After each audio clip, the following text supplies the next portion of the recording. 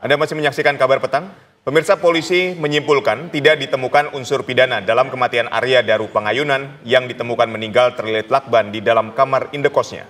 Penyelidikan mendalam terhadap bukti-bukti dan kesaksian juga menunjukkan tidak ada keterlibatan orang lain dalam kematian diplomat muda Kementerian Luar Negeri tersebut.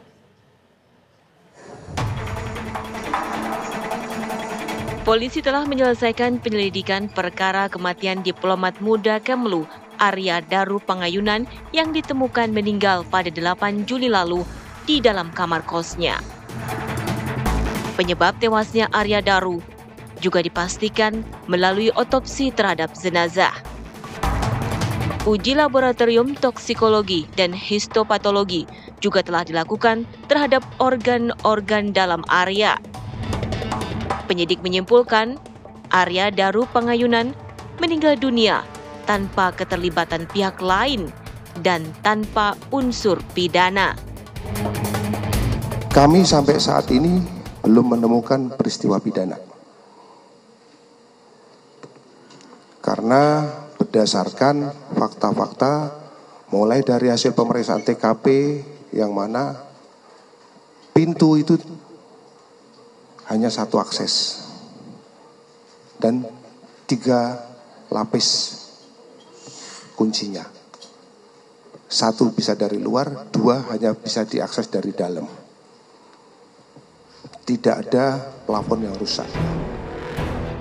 Kesimpulan didapat berdasarkan penelitian sejumlah alat bukti dan proses penyidikan yang melibatkan pemeriksaan 24 saksi, olah TKP, dan juga pemeriksaan 103 jenis barang bukti.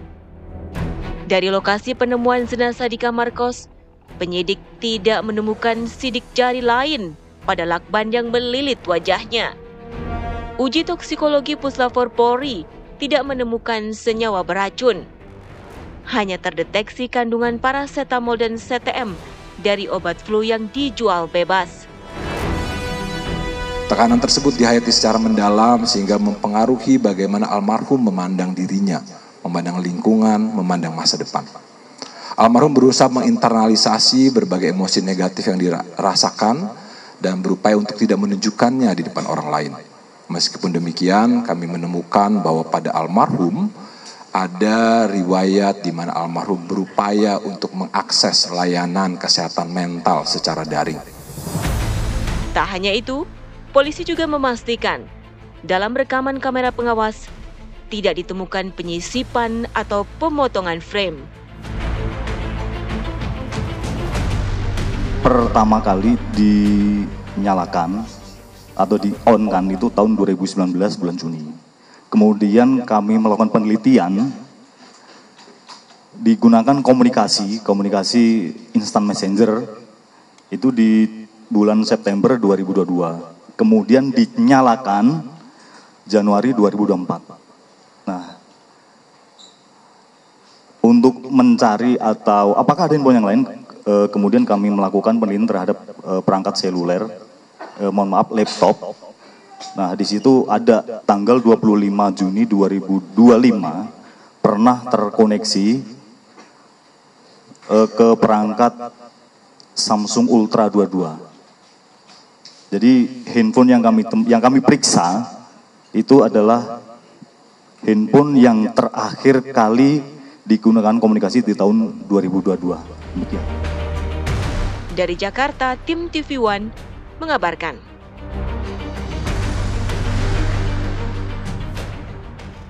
Pemirsa, pihak keluarga diplomat muda meyakini jika Arya Daru Pangayunan tidak melakukan bunuh diri. Pihak keluarga masih menunggu hasil penyelidikan lebih lanjut dan yakin kebenaran dan keadilan akan datang.